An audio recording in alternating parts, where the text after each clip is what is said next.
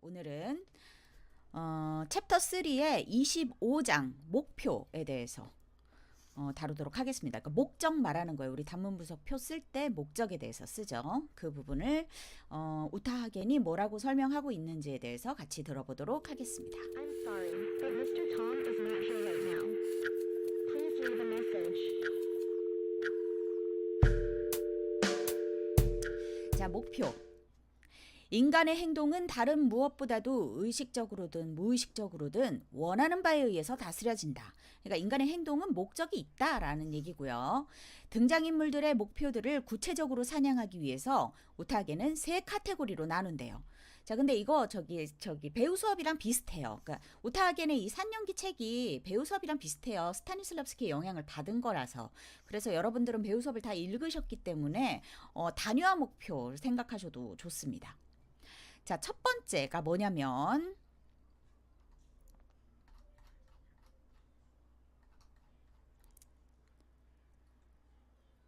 1번 등장인물의 전체적인 목표입니다. 이거를 배우 수업 책에서는 초목표라고 얘기를 합니다. 그죠? 그 다음 2번 작품의 각 장면을 위한 등장인물들의 목표, 그러니까 장면의 목표를 말합니다. 세 번째, 한 장면 안에도 순간순간을 위한 등장인물들의 목표가 있습니다. 그러니까 단위화 목표에서 우리 되게 짧게 나누잖아요. 칠면조 기억나죠? 칠면조를 나눴던 그 가족들 기억나죠? 네, 그것처럼 이렇게 한 장면 안에서도 순간순간 달라질 수 있죠. 우리 단문 안에서도 사건이 벌어지기 전, 벌어지고 난 후 목적 달라질 수 있죠. 자, 물론 전체적인 목표를 탐색하는 일은 나는 누구인가에 대한 작업의 한 부분이다. 괄호치고 욕망과 충동이 없는 사람은 존재하지 않는다. 그러니까 당연히 욕망과 충동은 모든 사람에게 있으니까 나는 누구인가를 이렇게 작업하다 보면은 목표가 발생이 된다라는 거예요. 이제 의식적으로 그리고 무의식적으로도 나는 무엇을 원하는가를 묻고 그 대답들을 찾다 보면 등장인물이 자기에 대해서 아는 것보다 내가 등장인물에 대해서 더 많이 알아야 한다는 사실이 자명해진다. 자, 요 말은 조금 이제 이럴 수 있을 것 같습니다. 그러니까 왜냐면 등장인물이 자기에 대해서 아는 것보다 배우가 등장인물에 대해서 더 많이 탐구해야 된다라는 얘기예요. 근데 사실 그렇잖아요. 배우가 어떻게 당사자보다 더 많이 알 수 있겠어요? 그래서 이렇게 뭐 이게 무슨 말이야? 라는 생각이 드시는 분들도 있을 텐데 이렇게 생각하시면 좋을 것 같아요. 그러니까 등장인물은 당연히 아는 거잖아요. 그걸 막 탐구할 필요는 없잖아요. 그냥 나 자신이잖아요. 그런데 배우는 나 자신이 아니니까 탐구하고 공부해야 된다라는 거죠. 네, 그래서 더 많이 알려고 노력해야 된다라고 생각하셔도 좋습니다. 그리고 괄호치고 인간의 욕망에 대한 통찰력이 클수록 더 훌륭한 배우가 될 것이다. 네, 이 말도 맞는 말이죠. 자, 첫째, 넓은 의미로 등장인물의 목표에 관해서 질문을 하라. 크게 전체적인 목표로. 나와 세상, 직업, 내 인생에 들어있는 사람들과의 관계 안에서 나는 무엇을 원하는가? 다음과 같은 대답들이 가능하겠다. 나는 유명해지기를 원해요. 명성을 얻고 싶습니다. 지휘자가 되고 싶습니다. 다른 사람들에게 필요한 사람이 되기를 원합니다. 등등. 여러분들도 다 그런 게 있겠죠. 큰 목표. 여러분들의 인생의 목표. 나는 뭐 이걸 하고 싶다. 뭐 장래 희망이 아니라 나는 뭐 세상에 이로운 사람이 되고 싶다. 뭐 정의로운 사람이 되고 싶다. 뭐 이런 자기들의 목표가 있을 거예요. 전체 큰 목표죠. 또는 나는 안정, 가족, 보호를 원한다. 세상으로부터 숨기를 원한다. 등등 이런 큰 목표들은 등장인물이 극 중에서 갖는 주인공 또는 적대자로서의 기능과 보조를 맞추어야 하며 따라서 극 자체의 목표 역시도 섬기는 것이어야 한다. 그러니까 극 자체도 목표가 있잖아요. 그러니까 뭐 안톤 치읓의 갈매기 라는 작품의 목표가 있잖아요. 그 작품의 목표에 니나든 뭐 아르까지나든 자기의 목표가 또 극의 목표를 섬기는 것이어야 한다라는 얘기입니다. 섬긴다라는 표현이 조금 여러분들 어려울 수 있을까요? 그냥 그 큰 작품의 목표 안에 있어야 된다라고 생각하시면 됩니다. 맡은 등장인물들의 큰 목표들이 낯설어 보일 때는 가능한 한 빨리 대체 목표들을 찾으면 좋다. 만약에 메디아라는 작품의 막 메디아 복수하는 여자잖아요. 그 복수 욕구가 나한테 안 와다. 그러면 조셉 메카시란 한테서 억울한 일을 당했던 것에 대한 기억과 신세를 갚아주고 싶던 치솟는 욕구. 이건 우타하겐 개인의 얘기입니다. 물론 이 욕구를 실천해 본 적은 없지만 괄호치고. 그렇지만 그런 욕구가 나한테 있으므로 그 야슨에게 복수하려는 메디아의 욕망과 완전한 심리적 동일시를 이룩하는데 발판으로 삼을 수 있다. 그러니까 100% 완벽하게 일치한다라고 말하지 않았어요. 대체 목표를 찾아서 발판으로 삼을 수 있다라고 얘기를 합니다. 자, 등장인물의 전체적 목표를 염두에 두고서 다음에 할 작업은 자, 그게 장면에 있어서 등장인물의 주된 욕구나 목표를 찾는 일입니다. 그것은 사건과 연결된 것이어야 하고 극적 갈등이 앞으로 나아가도록 하는 것이어야 합니다. 그러니까 사건이 벌어지면 갈등이 생기는 거죠. 네, 그러니까 당연히 앞으로 나아가게 하는 것이다. 장면의 목표 말하는 겁니다. 그것은 등불이 되어서 장면 안에서 여로를 비춰줘야 한다. 예를 들어서 여러분이 강을 건넌다고 할 때 그냥 강 저쪽에 있기를 바라기만 해서는 그쪽에 못 가겠죠. 그런 필요한 소망이 그것을 성취하기 위해서 할 수 있는 여러 가지 가능한 일들을 비춰줄 것이다. 그럼 저 멀리 가야 되니까 헤엄을 쳐서 갈 것인가, 보트를 탈 것인가, 바위 위를 그냥 걸어갈 것인가, 또는 뭐 다리를 찾아볼 것인가, 뭐 이런 작은 목표들. 괄호치고 보트가 필요하다는 사실과 관련하여 또 노를 찾고 물을 퍼내고 강변으로 보트를 밀고 또는 바위들을 찾고 그것들이 얼마나 크고 또 미끄러운지 시험해보고 바위와 바위 사이를 건너뛰어야 할 필요에 대해서 숙고해보고 또는 강의 물살이나 경류 또는 강물의 깊이와 맞서는 여러분의 수영 솜씨를 실험해본다 등등등등 이렇게 잘게 쪼개질 수 있죠. 이 장면의 박자들을 구성한다. 자, 그래서 박자라는 단어가 나왔는데요. 박자는 당장의 목표가 시작될 때에 주어진 상황 아래서 시작되고 그 목표가 성공하거나 실패하여 새로운 상황이 시작될 때 끝난다. 박자라는 용어에 대해서 아주 재미있는 그러나 확인되지 않은 이야기를 들은 적이 있다. 자, 스타니슬랍스키의 단위화 목표를 보면은 작게 아까 선생님 말한 칠면조 쪼갤 때 작은 조각, 비트라고 불렀던 것인데 이 러시아 액센트를 가지고 영어를 설명하니까 그 비트 주세요 할 때 비트랑 비슷하게 들린다라는 거야. 그러니까 근데 그게 이렇게 일치되더라는 거야. 그래서 우타하게는 비트 주세요. 이 비트 쪼개는 비트 요거로 딱 이렇게 매치가 된 거지. 그래서 이게 아주 재미있는 용어라고 생각을 한대요. 그래서 나는 음악에서처럼 맥박이 있는 비트를 더 좋아한다. 박자는 앞으로 나아가며 양쪽 끝에 있는 것, 즉 이미 일어났던 일과 앞으로 일어났던 일 모두에 연관이 된다. 그러니까 과거와 미래. 이미 의식적인 목표와 잠재의식적인 목표를 균형 삼아서 실제 작업에 적용하는 문제가 잘 납득이 가지 않는다면 우타하겐이 방법을 하나 예로 듭니다. 자, 뚜르게네프의 시골에서의 한 달, 시골에서 보낸 한 달이라는 작품이 있어요. 이거에 상냥한 지주 그리고 편리하게 결혼해서 귀여운 아이도 하나 낳고 아름다운 환경을 갖고 있는 여자 주인공 나탈리아 빼토로브나는 세련되고 우아한 삶을 누리고자 하는 주된 목표, 그 충동을 갖고 있습니다.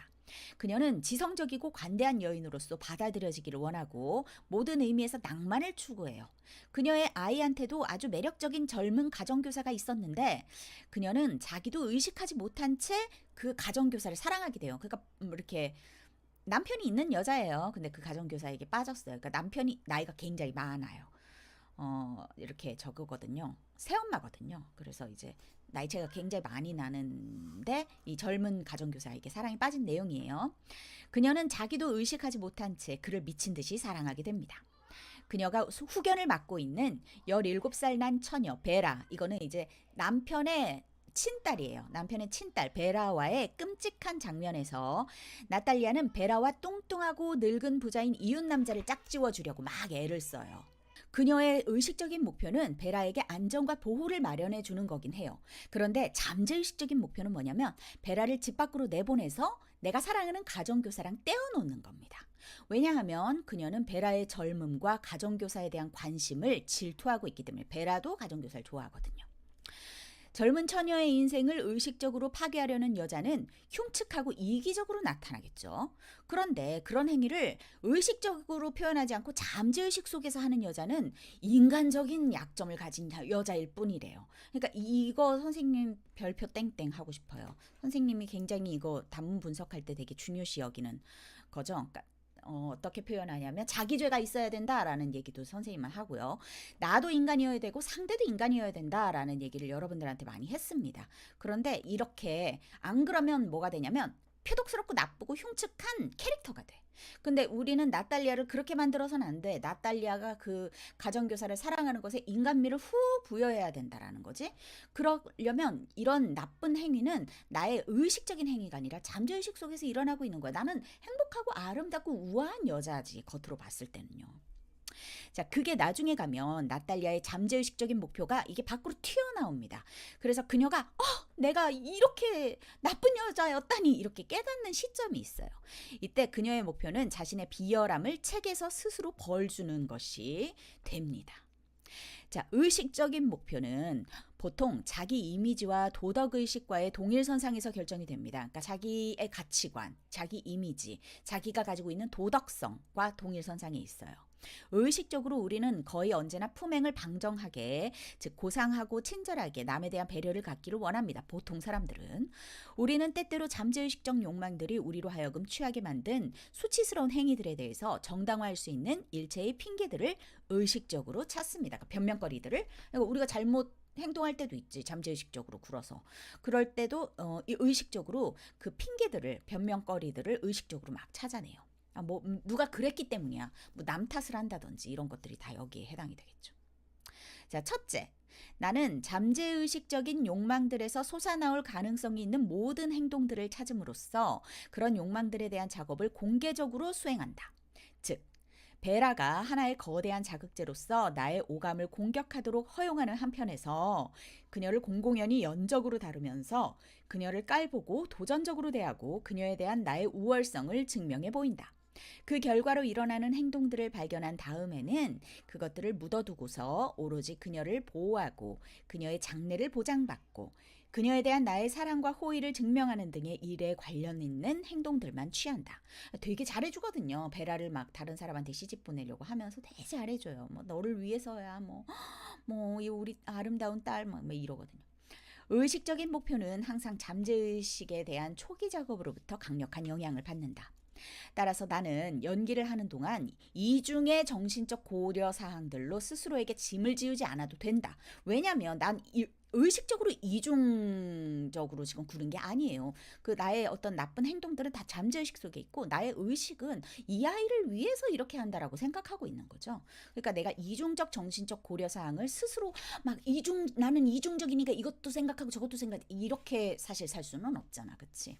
그러니까 그런 거에 대한 짐을 지우지 않아도 된다라는 얘기인데 여러분들 지금 무슨 말인지 이 부분에 대해서 못 알아들으실 텐데 선생님 오늘 낮에 1대1 수업할 때도 요 부분 나왔어요. 네.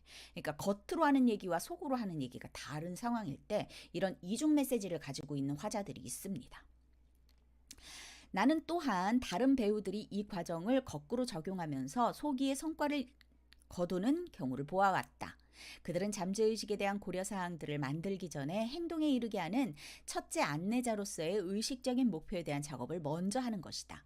내 방법은 순전히 개인적인 선호일 뿐이다. 그러니까 우타하게는 그냥 개인적인 방법일 뿐이다. 이건 이렇게 정해진 것은 아니다. 이 세 영역 모두에서 그러니까 이렇게 영역 3개 있었죠. 목표들이 그냥 사실로서만 존재하여 행동을 사냥하는 작업에 불이 붙지 않을 경우 그 목표들이 아무리 진실하고 합당한 것이라고 할지라도 나는 때때로 단순히 문구를 바꿈으로써 정확한 자극을 발견한다. 예를 들면 혼자 있고 싶은 욕망 대신에 자유를 위한 투쟁으로 바꾸거나 내게 짐이 되는 사람들로부터 벗어나고 싶은 욕망 이런 식으로 바꾸면 나한테 더 와닿는 거야. 나한테 더 자극이 된다는 거야. 정확하게 자극이 된다는 거야. 그러면 당장 이렇게 해야겠구나 이런 생각들이 나한테 이제 주어질 수 있다라는 거죠. 이따금씩 여러분이 해야 하는 것과 하기를 원하는 것 사이에 또 하나의 혼동이 일어나면 이거 여러분 되게 잘하는 실수죠. 해야 하는 것과 하기를 원하는 것 사이에 일어나는 혼동. 목표와 욕망을 혼동하지 말라. 네, 중요합니다. 자, 집을 깨끗이 청소해야 할 때의 행동이 있고요. 집을 깨끗이 청소하고 싶을 때의 행동이 있습니다. 이거 다른 거예요.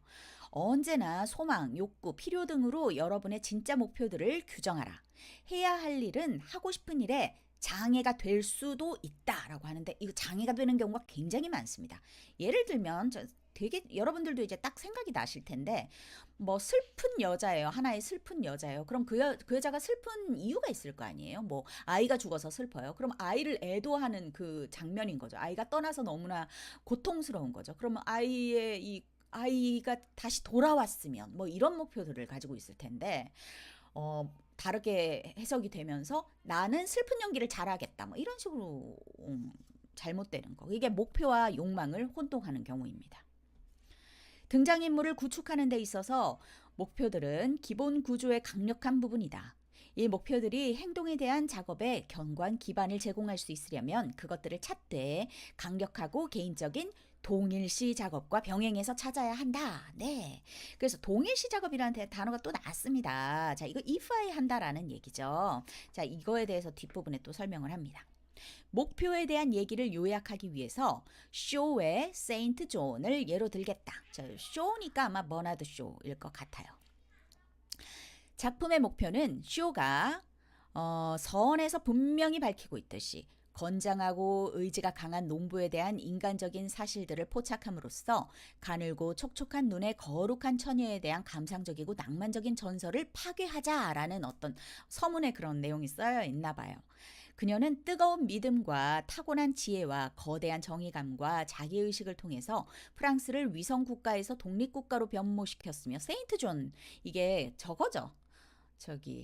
잔다르크가 아닐까? 나 정확하게는 모르겠는데 그건 것 같아. 잔다르크에 대한 이야기인 것 같아. 아닐 수 있다잉. 프랑스를 위성국가에서 독립국가로 변모시켰으며 거의 최초라 할 민족주의자로서 그리고 최초의 개신교도로서 기존의 부패한 정부와 교회에 대항하였다. 이 등장인물의 큼직한 목표들이 무수히 다양한 모습으로 자명하게 나타난다. 즉 하나님을 섬긴다. 프랑스를 구한다. 거짓과 약점을 없앤다. 프랑스 국민들에게 좋은 삶을 만들어준다. 전쟁에서 이긴다 등등 잠재의식적 목표들은 아마도 자신이 지도자임을 증명해 보이고 어떤 대가를 치르고서라도 자기가 옳음을 증명하고 권력을 주장하려는 욕구와 결부되어 있을 것이다. 어쩌면 자기의 몸을 갑옷과 전쟁과 전투의 육체성에 바치고자 하는 감각적인 욕구를 실현하고 싶었는지도 모른다. 나는 개인적으로 민족주의자도 아니고 우타하게는 교회적인 의미에서도 뭐 믿음이 그렇게 썩 좋진 않기 때문에 이런 목표들을 연극을 구하고자 하는 욕망으로, 그러니까 막 하나님을 위해 막 이런 잔다르크의 욕망을 나는 잘 모르니까 우타하게는 연극을 구한 자 이렇게 하면 자기한테 더 와닿는다라는 거죠. 이게 동일시한다라는 거야. 대체 동일시. 또는 예술 상인들을 동굴 속에서 꼬라박고 싶은 욕구, 꼬라박고라고 써있네요.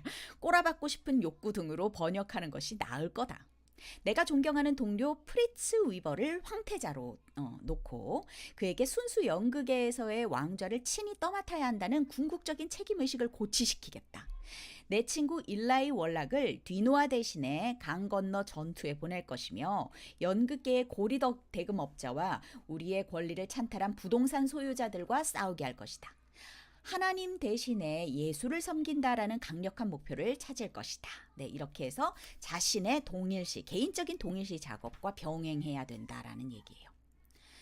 작품의 제1장에서 나는 첫 번째 단계, 첫 번째 정복을 이룩해 내야 할 필요가 있다. 드 보드리 쿠르를 꺾어야 한다.